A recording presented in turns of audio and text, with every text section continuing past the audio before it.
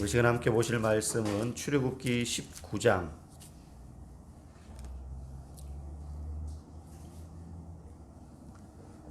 3절부터 6절까지 말씀 보겠습니다. 출애굽기 19장 구약성경 111페이지 3절부터 6절까지 말씀 교도가시고 6절은 같이 읽겠습니다. 모세가 하나님 앞에 올라가니 여호와께서 산에서 그를 불러 말씀하시되 너는 이같이 야곱의 집에 말하고 이스라엘 자손들에게 말하라.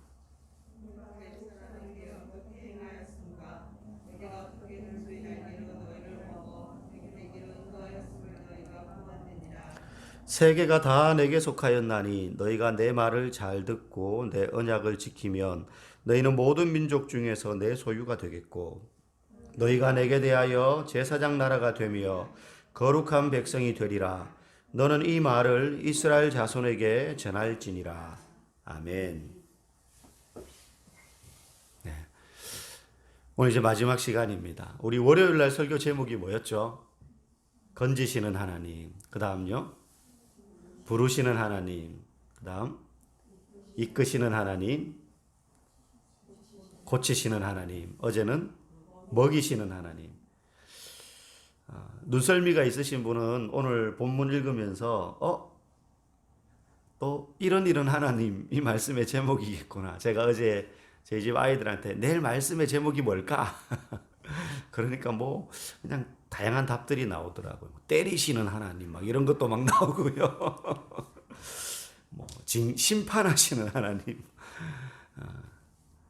오늘 말씀의 제목은 업으시는 하나님입니다. 업으시는 하나님. 외국인들이 한글을 요즘 뭐 이렇게 언론 매체를 보면 전 세계적으로 한글을 배우고자 하는 그러한 열풍들이 일어나고 있다고 합니다. K-팝 또 뭐 K-방역, K-드라마 이런 문화적인 부분에 있어서 우리 한국의 것이 세계에 많이 알려지면서 젊은 층 중심으로 외국 사람들이 한글을 배우려고 그리고 또 저기 어느 나라에는 자기 나라 언어 글자가 없는데 그 나라에서 공식적으로 한글을 그 나라의 언어로 글자로 이렇게 정했다라는 뉴스도 본 적이 있습니다.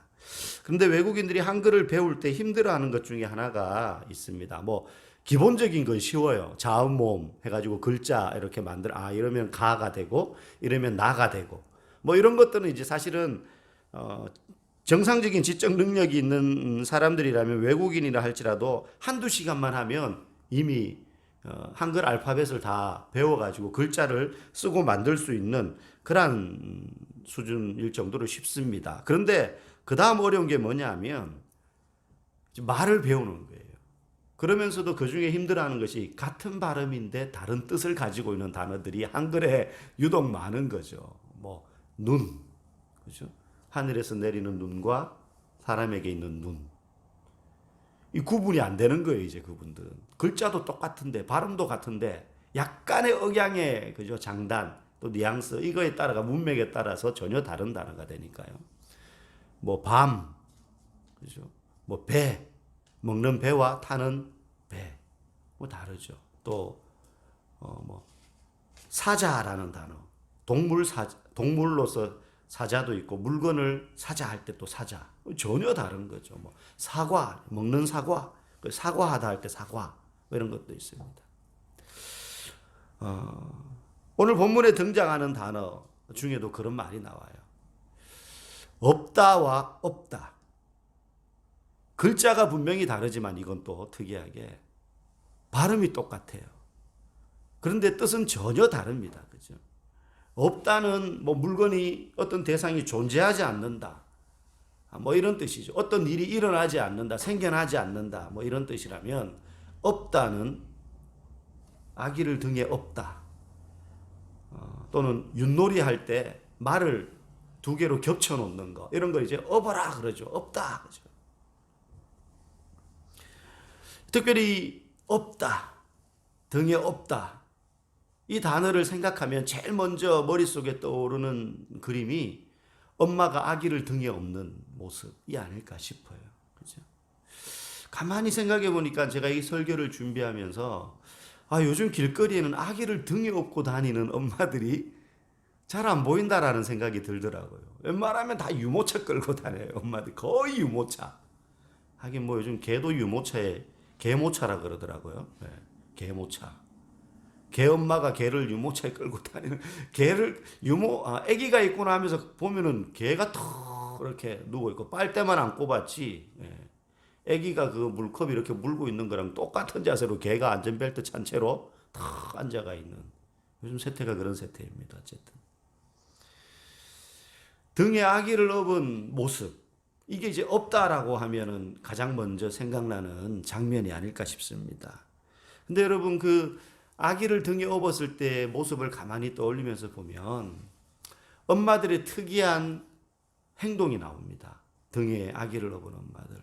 업고 가다가 수시로 아기를 뒤돌아봐요. 분명히 자기 등에 있는데 한 번씩 돌아봐요. 왜 돌아보느냐? 아기와 눈을 마주치면서 아기에게 엄마가 여기 있다라는 걸 확인시켜 주는 거죠. 아기는 등에 업혀 있지만 엄마 등에 업혀 있지만 엄마가 안 보여요. 시커먼 뒤통수밖에 안 보이는 거죠. 그러니까 엄마로서도 아기들은 불안해할 수 있잖아요. 엄마의 얼굴이 안 보이니까. 그러니까 수시로 누구야 까꿍 이러면서 한 번씩 이렇게 업고 가다가도 돌아보면서 눈을 마주칩니다. 그죠? 엄마들이. 그럼 아기들이 한 번씩 이렇게 웃어요. 이제. 안심이 되는 거죠. 엄마가 보이는구나. 엄마가 있구나. 사실은 안 보여서 없는 것처럼 느껴지는 거지. 사실 엄마가 없는 건 아니잖아요. 그 순간 보이지 않을 뿐 아기와 엄마는 가장 가까이에 붙어 있는 겁니다. 그게 아기를 등에 업은 엄마의 그 모습이죠. 그래서 그런지 인간관계에서도요. 가장 힘들 때가 언제냐 하면 어려운 문제를 만나서 물론 힘들기도 하지만 그 어려운 문제를 내가 당했을 때 내 곁에 나를 돌보아 주는 이, 나와 눈을 마주쳐주고 나와 함께 해주는 이가 아무도 없다라고 생각될 때가 사실은 더 힘든 거죠. 문제 때문에 얼마든지 힘들 수는 있지만 내 곁에 아무도 없다라고 생각되면 그야말로 절망적인 겁니다. 절망적인 거예요. 그래서 사실 교회 내에서도 연약한 자를 돌아보는 것이 그래서 중요한 것 같아요. 겉으로 볼 때는 멀쩡한 것 같지만 그 마음이 막 썩어 문드러지는 경우들이 있잖아요. 그렇죠? 신앙생활을 하다가 보면 또 비슷한 경험을 할 때가 있습니다. 하나님과의 관계에서. 내가 지금 인생이 고단하고 힘든데 주님이 보이지 않을 때. 이럴 때 어렵고 고통스러운 그 순간에 하나님이 보이지 않으면 괴로움이 더 클 수밖에 없습니다. 왜냐하면 보이지 않기 때문에 그 주님의 얼굴을 볼 수 없기 때문에 하나님이 계시지 않다, 없다라고 생각되기 때문입니다. 하나님이 지금 내 곁에 없구나. 그때 낙심하며 절망하게 되는 것이죠. 근데 여러분 반드시 기억할 것은 하나님이 우리의 눈에 그 고통의 순간에 보이지 않고 느껴지지 않는다고 해서 없는 것이 아닌 것처럼 사실은 그 순간 주님이 우리를 업고 있는 순간이다라는 사실을 여러분 기억하시기 바랍니다. 지친 우리를 업고 계신 하나님. 오늘 말씀의 제목 업으시는 하나님. 주님이 안 보이는 그때가 실은 주님과 우리가 가장 가까운 때라는 사실을 여러분 잊지 마시기 바랍니다. 여러분 짐승들 중에서 독수리 여러분 아시죠?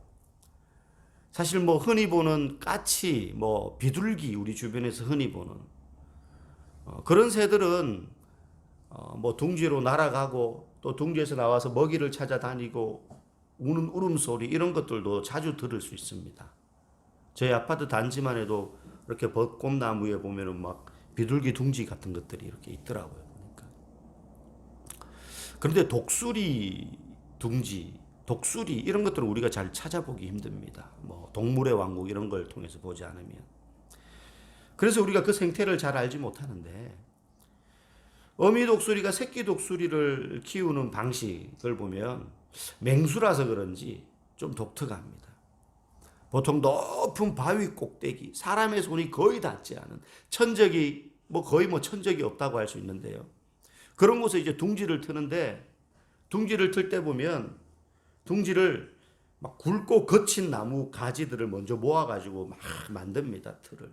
그리고 그 안에는 부드러운 연약한 가지나 아니면 이파리나 아니면 깃털로 부드럽게 안을 장식하는 거죠.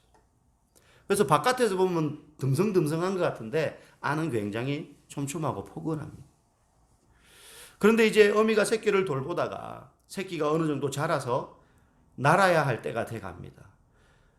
이제 둥지를 떠나서 날아가야 하는데도 새끼들은 날 생각을 하지 않아요. 그 둥지 안이 편하고 좋으니까. 그러면 어미들이 어떻게 하느냐? 막 둥지에서 날개를 퍼덕이면서 막 둥지가 부서지라 막 날개짓을 합니다. 그러면 어떻게 되느냐? 그 안에 있던 가볍고 부드럽던 작은 나뭇가지, 깃털, 나뭇잎 이런 것들은 막 틈새로 빠지면서 다 날아가 버려요. 그러면 막 굵고 거친 가지들만 남죠. 그러면 새끼들이 막 불편해요. 아프죠. 찔리고 긁히고. 그러면 새끼들이 막 그 둥지 안에서 막 움직입니다. 좀 더 안전한 데를 찾기 위해서. 근데 안전한 데가 없어요. 그때 어미 독수리가 어떻게 하느냐 하면 막 날개로 밀어가지고 새끼들을 그 둥지 밖으로 떨어뜨립니다. 왜 그럽니까? 나는 연습을 시키는 거죠. 사람처럼 손이 있어가지고 들고 이렇게 해줄 수 없잖아요. 그러면 새끼들이 싫은데 이제 그 상황에서 안 떨어질 수가 없는 거예요. 그래서 막 밀려가지고 떨어지면 거의 날기보다는 퍼덕이긴 하지만은 아직 처음 이제 날개짓을 하는 거니까 힘이 없죠. 그럼 떨어지면 그냥 낙하하는 거예요. 그럼 그때 어미새가 확 내려가가지고 날개로 받아줍니다. 그리고는 다시 둥지로 올라가서 담아놓습니다.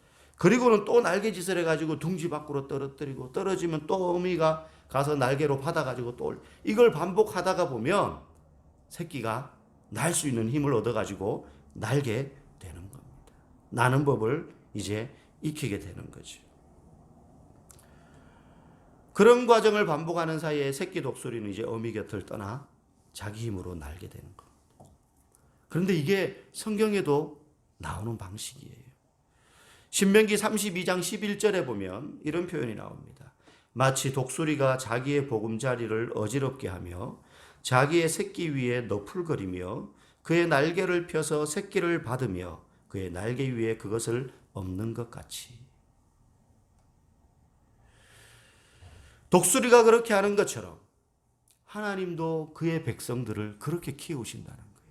그렇게 돌보신다는 겁니다. 오늘 본문 4절 말씀 우리 같이 한번 읽어보겠습니다. 시작.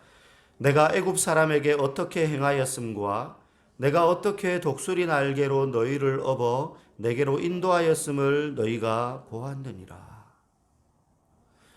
하나님께서 이스라엘 백성들을 애굽에서 탈출시켜 가지고 광야를 지나오면서 가나안 땅을 향해 나아가는데 그 모습을 하나님이 어미 독수리가 새끼 독수리를 돌보는 것처럼 그렇게 둥지에서 떨어져 가지고 떨어질 때에 다시 내려가 가지고 어미가 날개로 받아 가지고 업어서 다시 올라오고 이 과정을 반복하는 것, 그 모습을 연상시키면서 비유적으로 설명해 주시는 거예요. 내가 너희를 애굽에서 데리고 와 가지고 광야를 인도해 나가는 이 과정들이 그렇게 독수리가 새끼를 키우는 것처럼 내가 너희를 업어서 인도하고 있다. 그게 단순히 야 너네 아무것도 걱정하지 마, 내가 다 해줄게, 이게 아닌 거죠. 그 의미가 하나님의 백성으로 만들어가는 과정이라는 거예요. 새끼 독수리가 언제까지 어미 품에만 있는 것이 아니라 한 마리의 독수리로서 날개짓을 할 수 있도록 건강하고 강인한 독수리로 키워나가는 과정이 그 과정인데 그것처럼 내가 너희들을 광야로 인도해 가고 있는 거다. 그저 먹을 거 없으면 먹을 거, 마실 거 없으면 마실 거, 이거는 지겨우니까 고기, 그러면 입만 벌리고 있으면 하나님이 거기에다가 쏙쏙 넣어주는 그런 관계가 아니라는 거죠. 하나님은 당신의 백성들을 어미 독수리가 새끼 독수리를 업어 나르듯이 인도하십니다. 그들 스스로 날개짓을 해갈 수 있을 정도로 이제 우리는 하나님 필요 없습니다, 이런 의미가 아니라 하나님의 백성다운 사람들로 만들어 간다는 거예요. 독수리 새끼 뭐 날 수 없는 독수리, 그게 독수리입니까? 그냥 뭐 다른 일반 비둘기니 뭐 이런 거랑 다름없잖아요. 날 때라야 비로소 그때 그 독수리는 하늘을 장악하면서 모든 땅에 있는 짐승들이 먹잇감이 되고 두려워하는 거죠. 하나님의 백성들을 하나님이 그런 모양으로 지금 광야를 인도하는 겁니다. 몇 달이면 갈 수 있는 그 가나안 길을 굳이 왜 아래로 광야길로 빙 둘러가지고 그것도 40년이나 걸리는 세월 동안 그렇게 데리고 다니십니까?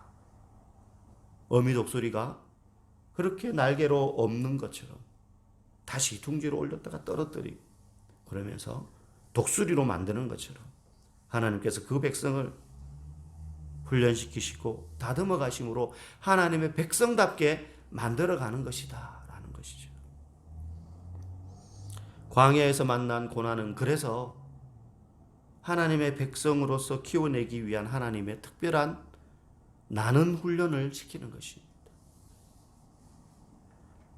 절벽 가까이 우리를 떨어뜨리면서 결국은 거기서 발을 내딛게 할 때 그때 내가 날 수 있는 날개가 있다는 사실을 그제서야 새끼가 깨닫는 것처럼 하나님이 우리를 그렇게 업어 인도하신다는 것입니다. 그렇기 때문에 하나님이 보이지 않는다고 해서 여러분 낙심하지 마십시오. 고난이 찾아온다고 해서 여러분 괴로워하지 마십시오. 어려움이 찾아온다고 해서 낙심하지 마십시오. 그때 그분이 우리를 등에 업어 날고 계시는 것입니다. 가장 가까이 붙어 있어요. 그래서 여러분 성경에 나오는 수많은 구절들, 성경을 기록한 수많은 저자들이 시편을 찾아보면 가장 많은 것이 찬양과 탄원시입니다. 하나님 내가 괴로워 죽겠습니다. 그런데 그때 그 탄원의 부르짖음의 끝에 다 시편의 저자들이 고백하는 것이 뭡니까?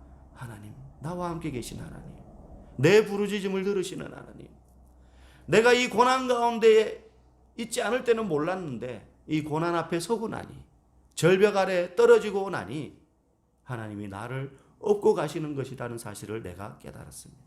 하나님이 나와 함께 계시다는 사실을 깨달았습니다. 하나님이 나와 가장 가까이 계신 순간이라는 것을 내가 알았습니다. 이게 수많은 시편의 고백입니다.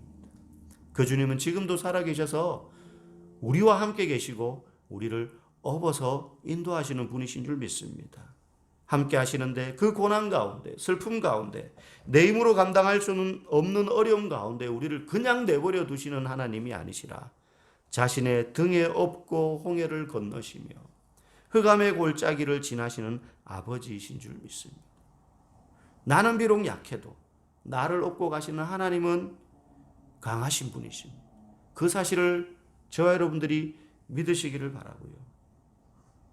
연약할 그때 나와 가장 가까이 계시는 그 하나님을 만나는 축복이 우리 가운데 가득하기를 주님의 이름으로 간절히 축복합니다. 광고 말씀드리면 나갈 때 혹시 기념품이 나갈 때 특세 우리 현장 예배 나오신 분들은 나가실 때 기념품이 있으니까요. 뒤쪽에서 기념품 꼭 수령해 가시기 바랍니다.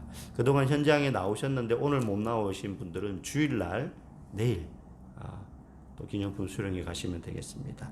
내일은 특별히 부활주일로 지킵니다. 부활주일. 사실 여러분 꼭 기억하시고 함께 예배 드릴 수 있기를 바랍니다. 우리 말씀을 생각하며 기도하겠습니다. 나를 인도하신 하나님, 어미 독수리가 새끼를 그렇게 업어 한 마리의 독수리로 만드는 것처럼 하나님 나를 그렇게 인도해 가시는 분이라는 사실을 믿으며 고난의 순간에 나를 업고 계심으로 나와 가장 가까이 하나님이 계시다라는 사실을 믿고 힘있게 살아가게 해달라고 기도하시고요. 두 번째는 일주일간 특별 새벽 기도회를 인도하신 하나님께 감사하며 내가 이 일을 계기로 해서 기도의 자리를 깨우고 새벽을 깨우고 하나님 앞에 겸손함으로 믿음 생활 잘 감당할 수 있도록 해달라고 기도하시고 우리 교회를 위하여 또 각자 기도 제목을 두고 기도하시다가 자유롭게 돌아가도록 하겠습니다. 함께 기도합니다. 살아계신 하나님 아버지 은혜를 참으로 감사합니다. 지난 한 주간 동안 고난주간을 생각하며 우리의 삶을 절제하고 그러면서 새벽을 깨워 주님 앞에 서게 하심을 감사합니다. 우리의 피곤한 육신 가운데에도 우리에게 은혜를 베푸시는 하나님, 찬양과 기도와 말씀 가운데 하나님을 만나고 경험하게 하신 줄 믿습니다. 특별히 하나님, 업어서 우리를 인도하시는 하나님, 우리가 고난 가운데 있을 때에 하나님이 내게서 보이지 않는다고 해서 절망하거나 낙심하지 말고 그때 비로소 하나님이 나를 업고 계시다는 사실을 기억하며 나와 가장 가까이 계신 그 주님이 우리를 하나님의 자녀답게 만들어가는 훈련의 과정이라는 것을 우리가 반드시 기억하고 이 땅 가운데서 고난을 당하고 어려움 만날 때에도 낙심 절망하지 아니하고 포기하지 아니하고 소망 가운데 살아갈 수 있도록 주님 우리에게 힘을 더하여 주시옵소서. 혹시 지금 그런 여러 가지 어려움 가운데 있는 성도들이 있습니까? 하나님 찾아가셔서 붙잡아 주시고 위로하여 주시옵시고 주님께서 지금 그 순간 그를 등에 업고 계시다는 것을 믿음으로 확신할 수 있도록 새 힘을 더하여 주시옵소서. 하나님 아버지, 이 특세를 기점으로 우리가 새벽을 깨우며 주님 말씀 앞에 나오며 기도하는 자가 되기를 원합니다. 주님, 우리의 연약한 육신을 강건하게 하여 주시옵시고 우리의 허약한 그 영혼을 주님 강건하게 하여 주셔서 하나님 새벽 깨우기를 두려워하지 아니하고 주님 앞에 나와 기도의 무릎을 꿇으며 말씀 앞에 무릎을 꿇는 우리 모든 성도들 다 될 수 있게 하여 주시옵소서. 이번 주일은 부활주일로 지키게 됩니다. 우리를 위하여 십자가 고난 당하시고 3일간 무덤 가운데 있다가 부활의 새벽을 맞이하신 주님, 부활의 소망이 되신 그 주님을 우리가 경배하며 찬양하며 감사하며 즐거워하는 날 되기를 원하오니 주님, 우리의 참된 소망이 되시는 그 예수 그리스도를 기념하며 기뻐하는 온전한 주일로 우리가 섬길 수 있도록 역사하여 주시옵소서. 우리의 심령 가운데에도 부활하신 주님이 우리 가운데 깊이 새겨지게 하시고 왕 노릇하시며 우리의 주인이 되어주시며 우리의 주권자가 되어주시옵소서. 우리 교회를 주님께서 지켜주시옵시고 우리 성도들 한 사람 한 사람 기억하여 주시옵소서. 특별히 우리 교회가 가난하고 연약한 자들, 병들고 소외받고 굶주린 자들을 도우며 그들에게 입술로서가 아니라 우리의 삶으로 예수를 전하고 십자가를 전하고 부활의 주님을 전할 수 있는 우리 교회와 성도들이 되어서 이 시대에 수많은 교회 가운데에서 하나님이 주목하시는 그러한 교회다운 교회가 되게 하시며 참된 교회로서 그 모습을 유지하며 또 주님께 영광을 돌리는 그런 우리 교회와 성도들이 다 되도록 축복하여 주시옵소서.